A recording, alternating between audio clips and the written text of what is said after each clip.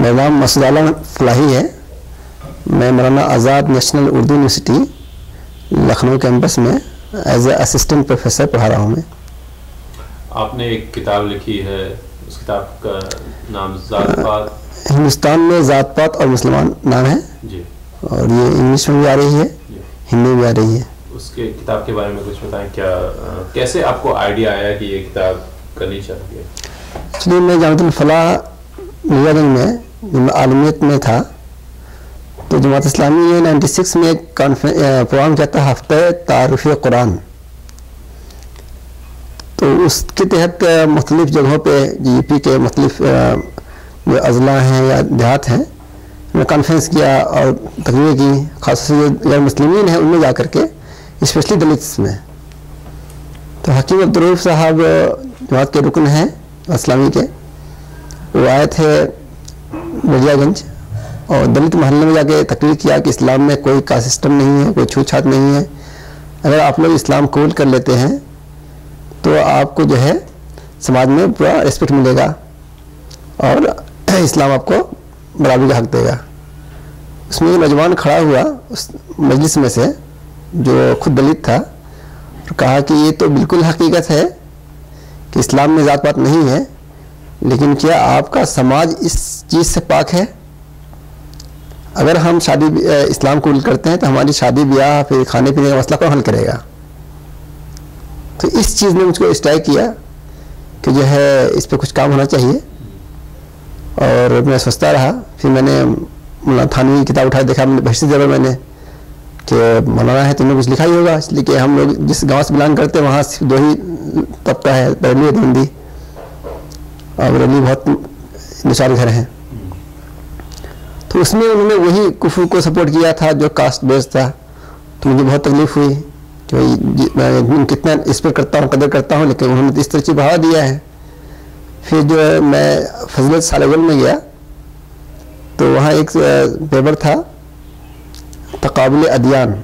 तो मेरे उस्ताद मौलाना अनीस अहमद फलाही मदनी ने बताया कि ये कास्ट सिस्टम एक्चुअली हिंदू धर्म का जो मनुस्मृति है वहाँ से सब ड्राइव होकर आया हुआ है।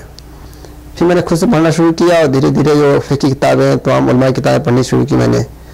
तो सोशलिकली, हिस्टोरिकली और यह है रिलीजियसली क्या क्या थ्योरीज़ हैं इस सिलसिले में, फिर मैंने सब इकट्ठा किया और फिर तकरीबन उसमें 10 साल मुझे लगे उस किताब को पूरा किताब शक्ल में लाने में। उसका तकरीबन काफ़ी ज़ख़ीम हो गई थी, 1000 पेज की हो गई थी। उसको मैंने 2 पार्ट में बांटा मैंने जी। दो पार्ट क्या है इसके? एक पहला पार्ट तो उसको हिंदुस्तान में ज़ात पात मुसलमान ये हो गया। दूसरा पार्ट ये है कि कुफू के सिलसिले में जो ज़ात पात पैसा पेशा दिखाया जाता है शादी ब्याह में, उस पर जो है प्रोफेट और कुरान में क्या टीचिंग्स हैं और फ़िक़्ह जो कह रहा है वो क्या फ़िक़्ह में वो चीज़ें वही है जो इस्लाम में कहा है। तो उन हदीसों की क्या हैसियत है, तो मैंने उन हदीसों की तहक़ीक़ की। मैंने तमाम मुहद्दिसीन और जितने बड़े बड़े स्कॉलर्स हैं उनके अक़वाल रोशनी में बयान किया मैंने कि हदीस इस तरह की जो है कोई सही नहीं है। कुफू वही है जो इमाम मालिक ने कहा कि सिर्फ इंसान के अखलाक, ज़िम्मेदारी, उसकी बिहेवियर, ये मेन चीज़ है इस्लाम में, उसके अलावा कोई मायने नहीं रखता है। तो अगर हम अमली तौर पर देखें, एक तो इस्लाम में कास्ट सिस्टम है नहीं और उसको सारे जो मसलक हो या सारे उलमा हैं उसको रिकग्नाइज भी करते कि इस्लाम में नहीं है, लेकिन अगर अमली तौर पर देखें हमारे समाजी मामलात में ये किस तरह ज़ाहिर होता है? तो बहुत नुमाया है। मतलब पहले तो मतलब आज़ादी से पहले की बात है, तो जैसे मौलाना अली लिखते हैं अपनी किताब जो है हैसियत शहीद में कि सहारनपुर के इलाके में जो छोटी जात के लोग थे उनको नाम रखने की जात नहीं, अच्छी नाम रखने की, अच्छा खाना पकाने की जात नहीं थी। तो सैयद शहीद ने इसकी मुखालफत किया, कहा कि इस्लाम के ख़िलाफ़ है ये, वही मुसलमानों का हक़ है। उन्होंने कई लोगों के नाम चेंज करके रखा। एक मिसाल देते हैं कि एक आदमी एक मुस्लिम एक बच्चे ने इस्लाम कबूल किया तो किसी ने एग्जाम्पल दिया कि नाम कहेगा नाम रखिए इसका, कहा कि रख दीजिए फ़लाँ। तो कहा मत रखिए वो फ़लाँ जो शहर में फ़लाँ आदमी उसका नाम है, नाराज़ हो जाएगा। तो कहा कि ठीक है मेरा नाम अहमद है, तुम उसका नाम अहमद रखो। तो इस तरह मिसालें मौजूद हैं। आज भी गाँव में देखिए गुनौरा, मंगला, इतोरिया इस तरह के नाम जो है पाए जाते हैं। मेरे गाँव में मैंने खुद देखा, मैंने बुद्धू, मेरे गाँव में एक साहब थे मुस्लिम लोग काश के थे, मेरा नाम बुद्धू था। तो उसके अलावा और कुछ प्रैक्टिसेस इस तरह की वहाँ खास से जो है हमारे गांव में उतना तो नहीं देखा मैंने इससे प्रैक्टिस, लेकिन शादी ब्याह में एक दूसरे तो अब जो है जो नई नस्ल आ रही है, कम से कम 5 शादियाँ हुई जो इंटरकास्ट शादियाँ हुई है, लेकिन वो अरेंज शादियाँ नहीं है कोई। उसमें अरेंज शादी एक ही, मतलब उसको नहीं मानते हैं अरेंज शादी कि सब जो है वो लड़के ने पसंद किया, लड़की पसंद किया, उस तरह की जो है बाहर से करके ले आए, दिल्ली, बॉम्बे, हैदराबाद, इस तरह के वहाँ से लेके आए हैं। तो एक तो शादियों में देखा जाता है कि कास्ट सिस्टम को लोग वो करते हैं, बल्कि इश्तहारात में देखेंगे शादियों के तो हाँ, उसमें जमात इस्लामी का जो न्यूज़पेपर है दावत, उसमें भी मेंशन होता है। उसके अलावा अगर जैसे खासकर इबादत या इस्लामिया के इसमें देखें, जैसे कि मस्जिदों में या दफनाने के कब्रिस्तान में, इस तरह की रिपोर्ट्स तो आती है इस तरह के न्यूज़पेपर्स, लेकिन मैंने खुद से नहीं देखा मैंने कि इस तरह का कोई वाक़या हो। मेरे गांव का जो कब्रिस्तान है तो उसमें कब्रिस्तान तो एक कॉमन है, 2 कब्रिस्तान में गाँव है, एक वो जो फ़कीर मोहल्ला है वहाँ है तो उनके अपने निजी है, दूसरा जो ये है कि उन्हीं का था, लेकिन जो है बाद में गवर्नमेंट ऑफ बिहार का हो गया, उनकी मिल्कियत हो गई। लेकिन हर खानदान के लोग दफन अलग अलग करते हैं, लेकिन किसी के लिए वो कोई पाबंदी नहीं कि आप यहाँ दफन करें, कोई पाबंदी नहीं है। अच्छा, अगर हम ओरिजिन देखें कास्ट सिस्टम का अमंग इंडियन मुस्लिम्स, वो आप कहाँ तक ट्रेस करते हैं उसको? जहाँ तक मैंने स्टडी किया है कि जब अरब मोहम्मद बिन कासिम और उसके बाद से जो लोग आते रहे हैं, उस ज़माने में मैंने हिस्ट्री पढ़ने की कोशिश की, खोलने की कोशिश, उस ज़माने में क्या क्या सिस्टम रहा, तो मैं उनमें कुछ नहीं पाया मैंने कि किस तरह का सिस्टम था उनके यहाँ से। लेकिन ये देखते हैं कि उसके बरखिलाफ उन लोगों ने जो आए तो यहाँ के जो मुस्लिम ख़वातीन थे शादी भी किया। और असल जो का सिस्टम का हम वही देखते हैं, शमसुद्दीन अल-ततमश शुरू होता है। मोहम्मद गजनवी ने एक हिंदू हज्जाम को अपना गवर्नर बनाया और जो है अपने गुलाम को जो है फिर उहरा दिया, पंजाब का हाकिम बना दिया। गौरी का ही हाल है कि खुद ऐबक गुलाम हैं, उनको अपना बनाया गवर्नर बनाया उसका, हिंदुस्तान का। कुतुबुद्दीन ऐबक ने जो है अपने शमसुद्दीन अल-ततमश को आज़ाद करके जो है वो अपने बेटी शादी कर दिया। यहाँ तक हमको नहीं कहीं मिला कि मतलब इन्होंने कोई डिस्कशन किया हो, लेकिन शमसुद्दीन अल-ततमश से ये चीज़ हमें मिलती है। और इसकी खबर जो है ज़ैनुद्दीन बरनी की किताब तारीख़ शाही से मिलता है। और वो अपने लिखने में कितना वो सच्चा है तो अल्लाह ही जानता है, वो जानते हैं, लेकिन वहीं से हमें चीज़ मिलती है कि वहाँ ये चीज़ पाई जाती है वहाँ से। अच्छा, ये कोई ख़ास इलाक़े में ज़्यादा नुमाया है बनिस्बत और जगह के? ख़ास से जो पहले तो आम था ही, इवन जो दिल्ली में उलमा थे वो भी फतवा देते थे उसी तरह के, लेकिन अब जो है शहरों में तो कम हुआ है। लेकिन अभी जो 2005 की रिपोर्ट है टाइम्स, हिंदुस्तान टाइम्स हिंदी की, कि उन्होंने नवंबर में एक सर्वे कराया 2 महीने का कि मुसलमानों में कितने % शादियाँ ऐसी हैं जो कास्ट बेस होती हैं। तो उसके मुताबिक 2 महीने में 100 शादियाँ हुई, जिसमें से 98% शादियाँ विभिन्न कास्ट हुई। हर कास्ट चाहता है कि जो है अपने ढूंढें, जो इसकी रिपोर्ट है। और जो ऑल ओवर इंडिया की बात है तो यूपी और बिहार में नुमाया है, और साउथ इंडिया में भी है वहाँ कैटेगरीज, इससे हैदराबाद में जो है, लेकिन वो वहाँ उतनी पाबंदी नहीं जितनी यहाँ पाबंदी यहाँ है। तो अगर हम उसका पता नहीं कोई आपकी नज़र से कोई सर्वे गुजरा है जिसमें पता चला कि कितने % अपर कास्ट सो कॉल्ड और लोअर कास्ट मुसलमानों में उसकी क्या तादाद है? पॉपुलेशन जारी का तो सर्वे नहीं, 1931 का सर्वे है, तो उसको तो जो है आउट ऑफ डेट मानते हैं। नया सर्वे हो रहा है, उससे पता चलेगा कितना है क्या है।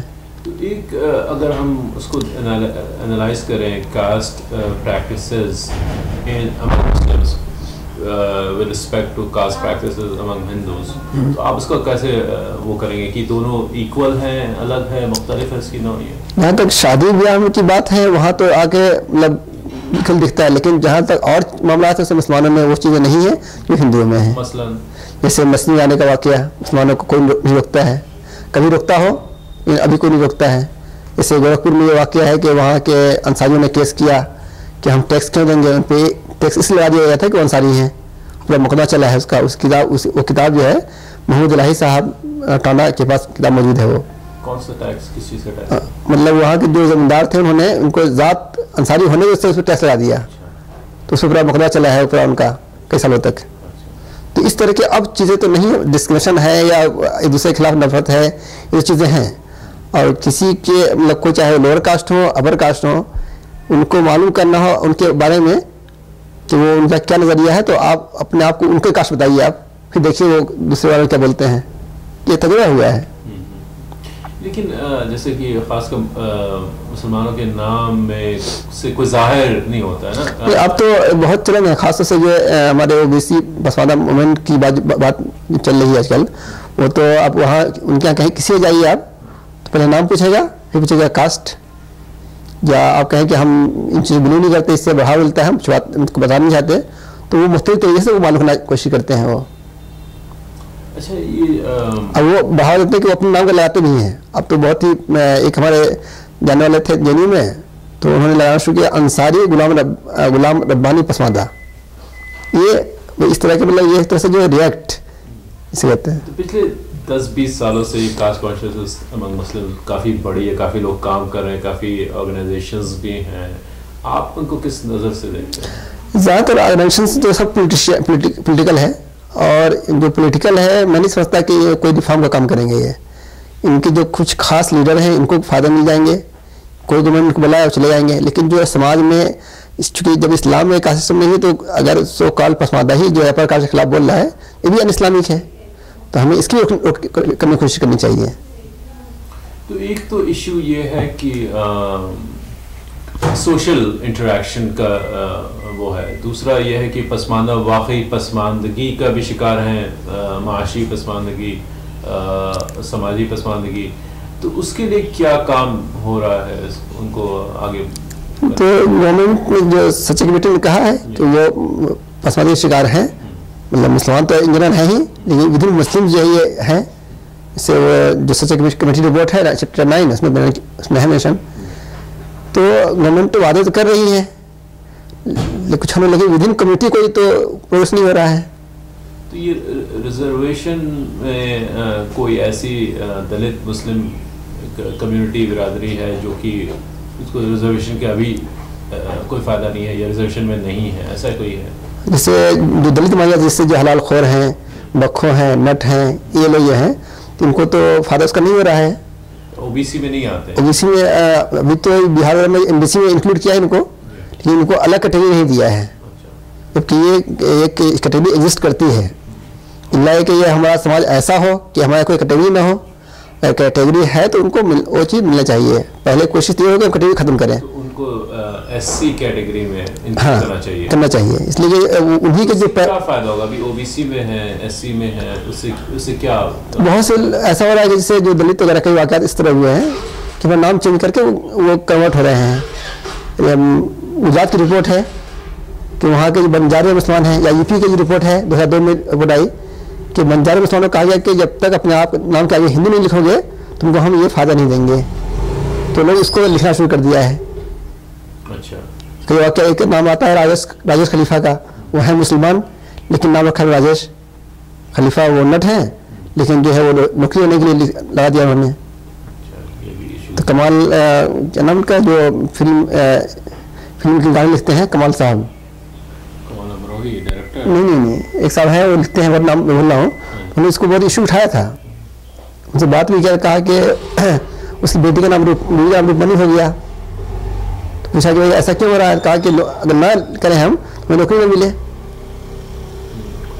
तो कोई इस सोशल मूवमेंट में भी कोई काम कर रहा है? रिजर्वेशन के लिए तो काफ़ी ऑर्गेनाइजेशंस आ गई हैं, काफ़ी काम कर रही हैं, आगे वो बढ़ा रही हैं उसको, लेकिन सोशल रिफॉर्मेशन का काम, सोशल रिफॉर्म में जो पॉलिटिशियंस हैं वो कोई नहीं कर रहा है। मैंने कई बात उठाई, मैंने अली साहब उठाई, मैंने और एजाज अली साहब कही मैंने कि आप तो लोग तो पॉलिटिक्स की बात कर रहे हैं, लेकिन आप दूसरों छोड़िए, आप विधिन से अपनी जो आपकी जो कम्युनिटी है उसमें आप सोशल रिफॉर्म की बात कीजिए, तो हाँ वो करेंगे। लेकिन अभी तक हमें कोई नुमाया फ़र्क नहीं आया, न उनके यहाँ कोई का शादी के ताल्लुक है। लेकिन कुछ लोग हैं जैसे डॉक्टर धोवन अंसारी साहब हैं प्रतापगढ़ में, तो इन्होंने एक तंजीम बनाई है राह बहिश्त, और इसके तहत उन्होंने तकरीबन भी जो है 64 शादियाँ इंटरकास्ट शादी करवाई। इसमें उनकी 4 शर्तें हैं कि दहेज नहीं, बारात नहीं, ज़ात नहीं। वो फॉर्म मैंने आपके साथ भेजा होगा अपने ईमेल पे कभी। 3 शर्त बताया आपने, चौथी शर्त क्या है? मतलब 3 या 4 शर्तें इस तरह है कि जो है जो मेन शरात हैं, जहेज, बारात, ज़ात, ये उनकी 3 शरात हैं। हाँ, और वो बहुत सी चीज़ें कि जिससे लड़के मरवा जाते हैं, तो वो एक सोशल चीज़ें हो गई वो, तो उसमें मतलब हमारे सामने न जाए। दूसरी तंजीम इलाहाबाद में है Islamic educational and research organisation, जो भी वहाँ का सेमिनार चलने में जाना था वहाँ मुझको, उसने भी 2 पहल किया है, 2 शादियाँ करवाई इस तरह की। तो ये कुछ लोग इस तरह उठ रहे हैं जो विद इन सोसाइटी काम करना चाह रहे हैं। तो इन शादियों को अगर मुताला करें तो क्या उससे क्या नताइज निकल रहे हैं इंटरकास्ट मैरिज? आमतौर पर तो ये कि मतलब फैमिलीज जो एक दूसरे के खिलाफ नफरत चीज़ें होती हैं वो कम हो रही हैं, क्योंकि इनका जो बुनियाद जो इस्लामिक सोच समझ कर रहे हैं, कोई मतलब वो लॉफेयर या कोई पैसे की बुनियाद नहीं कर रहे हैं। तो ये बिल्कुल यही तो तैयार होकर करे, लड़का भी लड़की भी या उसके फैमिली भी, तो यहाँ फिर ज़्यादा कन्फ्लिक्ट पैदा होने की बात नहीं आती है। ठीक है, सूद साहब बहुत बहुत शुक्रिया।